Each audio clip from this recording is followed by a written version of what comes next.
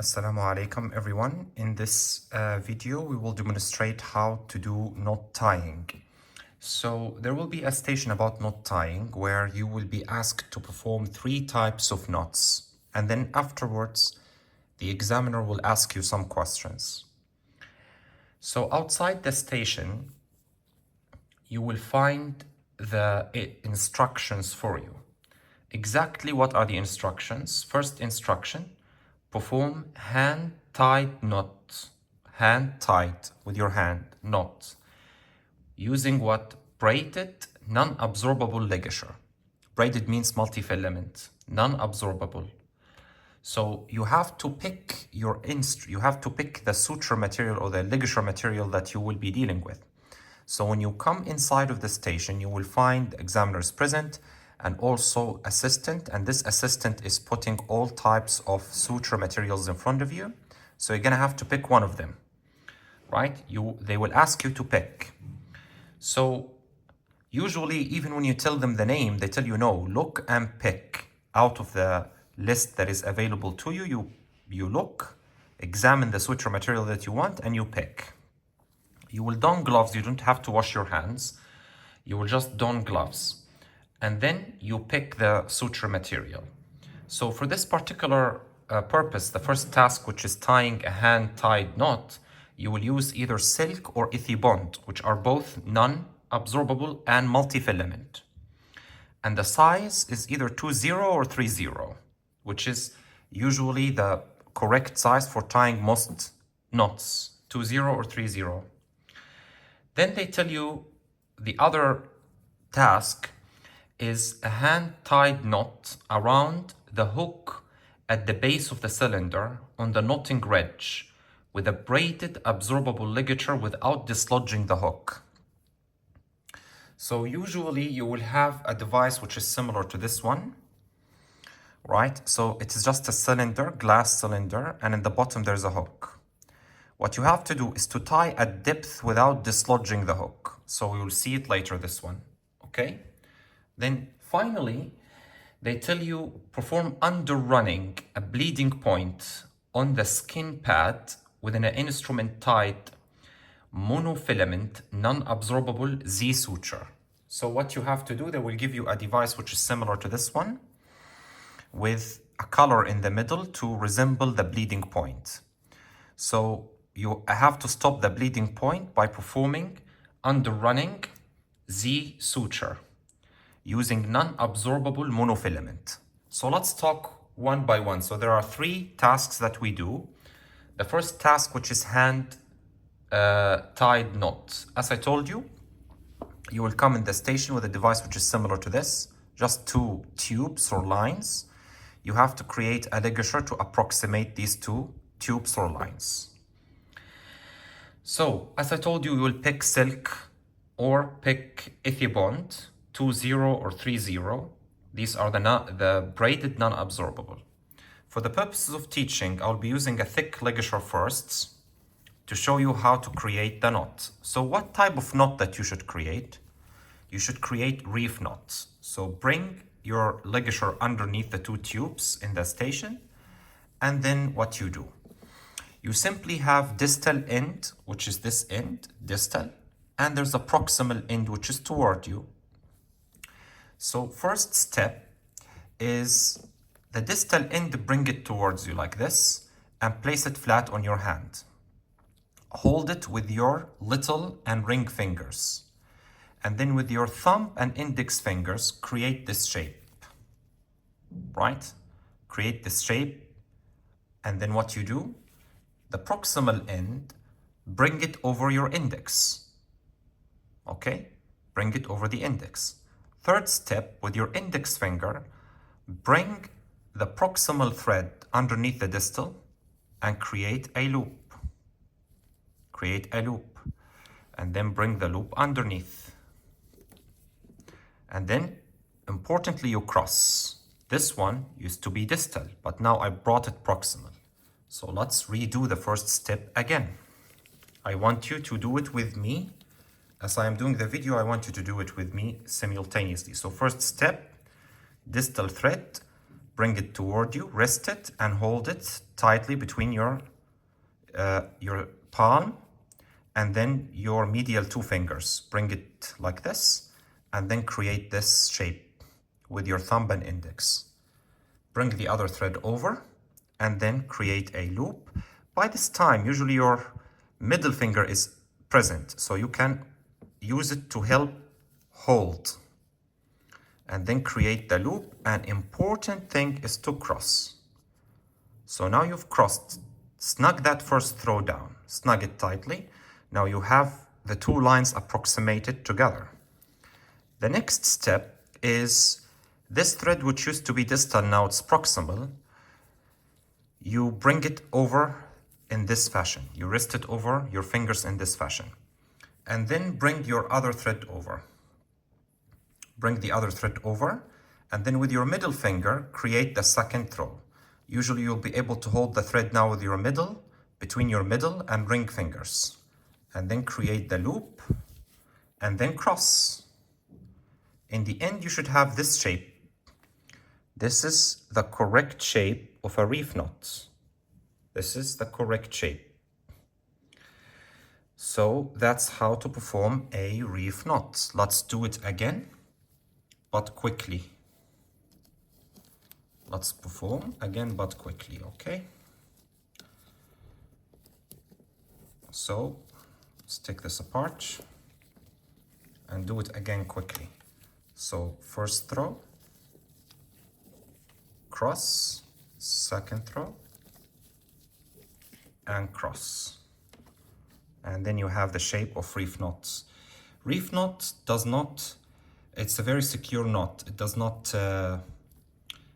that is slip easily. So that's the common thing that you use in everyday procedures. Reef knot. Sometimes there are other knots as well. They will tell you what other knots that you know.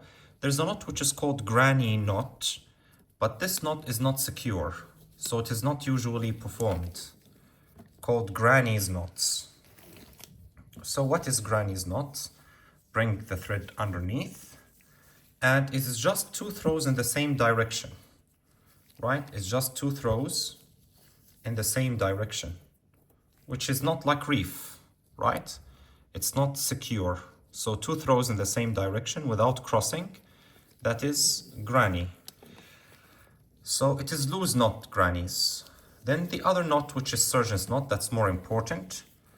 Another example of knot is surgeon knot. So surgeon knot, how you do it?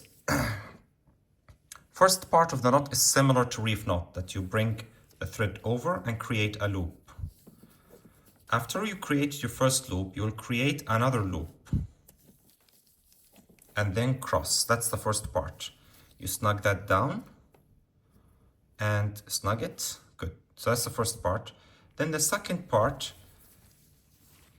you bring the distal one over the proximal again, and then create another loop, but also twice. So that's the first, and then the second again, and then you cross. And you end up with not a very pretty knot, but however, it's so secure. This is called surgeon's knots. You can stop the video and practice grannies. Granny, you don't have to practice. Practice reef knot importantly, and surgeon's knots. Let's repeat surgeon's knot again, one more time.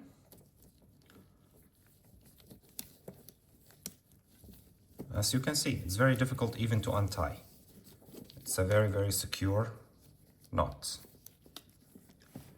So let us create it again, but quickly. So first part, you create double loop, right? Again, look, that was distal. You bring it over, right? And you want to cross it. So first, second, and cross it. And then again, the distal, bring it over again and do another double loop, 1, 2, and then cross it, and you have your surgeon's knot. Okay, so there's another knot which is called slip knots. Slip knot is usually also not that secure. as the name implies, it can slip. So slip knot is not secure, but let me show you how to do it. Let's first remove this part. Okay.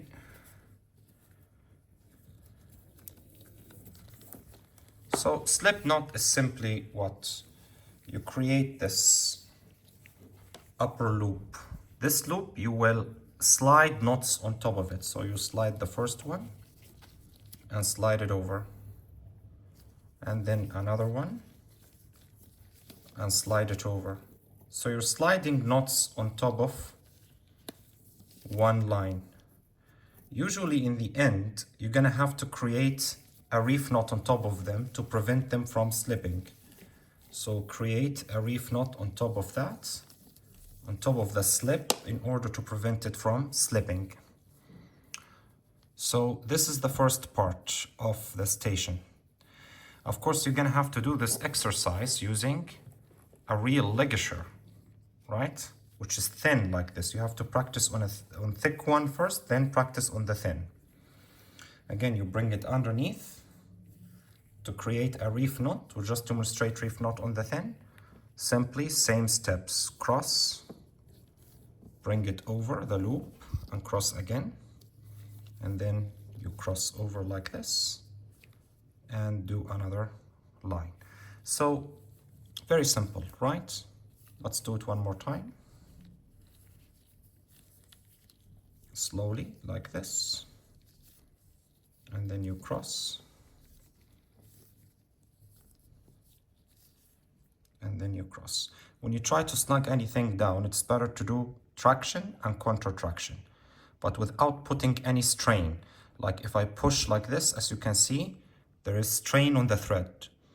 Or a push like this, there is strain on the thread, so on this tube. So traction, counter-traction, you're able to snug it down without much tension in the middle. So that's the first part of the station. Let's move to the next one. So for this next part, we will do how to tie at depth. How to tie at depth. So the second task, they will tell you, please perform hand-tied knot around the hook at the base of a cylinder on the knotting ridge with a braided absorbable ligature. Now they want something braided and absorbable, which is Vicryl. So your choice in this part of the station is using Vicryl 2.0. So use Vicryl 2.0. And they said without dislodging the hook. So there may be some glue, or that is the hook is loosely hanged there, or maybe more commonly a magnet. So you have to tie this part, this hook, at depth, right, in the bottom of a cylinder. So how to do it? First, bring a curved hemostat. And then what you do, you slide your ligature, the end of the ligature on top. Now you held it. That's the first step. Again, you hold it with the same principle. Do not put so much inside, just the distal phalanges, and your index finger is on top, your middle finger is over here. Okay, then what you do, you take it and hook it under the hook. So you placed it under the hook, and then come out. You come out, and then what you do, remove your hemostats, and then tie the usual reef knot that we did, but tie it outside and carefully. Do not do so much traction as to remove the hook. When you remove the hook, you lose marks. So you create the first knot, you cross, and when you snug it down, go with your index finger down below, beyond the hook, with traction, counter-traction, without putting so much stress on the hook. And then create the rest of the reef knots. Create the rest of the reef knot as we did, usual way. And then cross. Similarly, when you go down with your index finger beyond the hook with traction, counter-traction. And then what you do after you finished your first reef knot, take your scissor. There will be a scissor like this, hold it in the same way. Sometimes it's useful to put your finger over it to prevent any hesitation or tremor. But it's okay, you can just bring the two lines together, open it gently, and when you cut, don't cut right at the knot. Create some length, right? You have to create some length. So you cut it. You have to create some length because otherwise the hook will slip. Okay, so that's the way to do it. That's the second part of the station. Right, so if I bring it over here, as you can see, this is the hook and your finger have to go beyond. So it's a cup like this. But sometimes, more commonly in the exam, there's a magnet which pulls it down. That's the second part. Let's move to the third part. So for the final part, you will have device similar to this one, but it is usually this in the exam, there may be a sponge. You have to be careful that sponges may tear through, so you have to be gentle as you are doing it so that you do not tear through. So how to go about it? First, you have to use the correct type. The tasks that is asked from you is under running a bleeding point on the skin pad within an instrument-tied monofilament non-absorbable Z suture, which is either Prolene or nylon. These are monofilament and non-absorbable. So take your needle and load it as we did in the general principles of handling instruments. So you load it this way, right? 1/3 of the way from the thread, 1/3 from the tip. So what are you going to do exactly? This is the bleeding point in the middle, right? So you have to go in 4 points just adjacent. One here, enter here, exit here. Then switch, enter here, exit here, and then tie. Okay, so how to do it? First, you enter with 90 degrees, just adjacent to the bleeding point. Enter 90 degrees, and then supination, pronation, and exit through the other side. And then take your needle, again, pronation, supination, and then pull the needle through. Sometimes when you're pulling the needle through, it is a long thread. The suture line is long, right? The suture itself is long. So it means that when you pull it, it may pull in your face. That when you pull the needle through, it pulls in your face. So how to do it? You just simply can hook a finger over here, right? Or in an instrument, and then start pulling like this. You are ensuring that the needle is not moving. So you are safe technique, you get me? You're just pulling the line without pulling the needle. Of course, you have to leave some thread over, don't pull it. Be careful not to pull the full way. Okay, leave some part here. Then what you do, again, similar, go to point 3, 90 degrees, over, pronation, supination, and pull your needle over. Be gentle, do not be too rough when you are pulling the needle. Again, load your needle, keep it in a fixed place, like this, and keep pulling the line through. Pull, pull, pull, pull, pull, pull, until it's snug.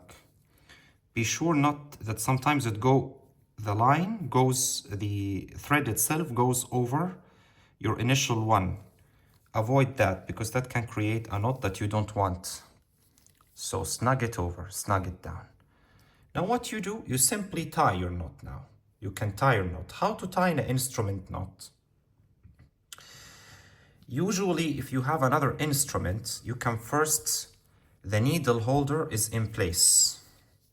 And you get another needle holder. This is called parking the needle. So you park the needle over here, so that you are ensuring you're safe. Take another needle holder, and then what you do, first throw. Let's zoom in. And first throw is 2 times. So hook it over your instrument, 1, 2. Again, hook it over your instrument, 1, 2, twice. And then open the jaws of the instrument. Be careful that the line may get stuck in the jaws, that the thread, as you can see, it can get stuck here. So bring it down, hold the other end, grip it, and then when you go over, you cross. So you go over, you cross. Now you've crossed. Then what you do, you repeat 6 times. This is 1, 2. So repeat 4 more times, right? For Boolean suture, you need it 6 times overall, 6 knots. So another one like this, and then hold, and then cross, always cross. Okay, so that's third, another one, and hold it, and cross again, and then again, hold it, and cross. Then what you do, you bring a scissor, right? So hold the scissor in the usual way and leave some lines. Leave some length here. So you should end up like this. X, right? And now you've controlled the bleeding point by bringing your goal is actually to bring the tissues together like this. So that's the entire station. You will then dispose of your sharps, and then you will thank the examiner and the assistant. Tell them thank you. They will start asking you questions. All of the questions that are asked in this station is in your notes. You can review them. I hope you've enjoyed it. Thank you so much, guys, for watching, and best of luck.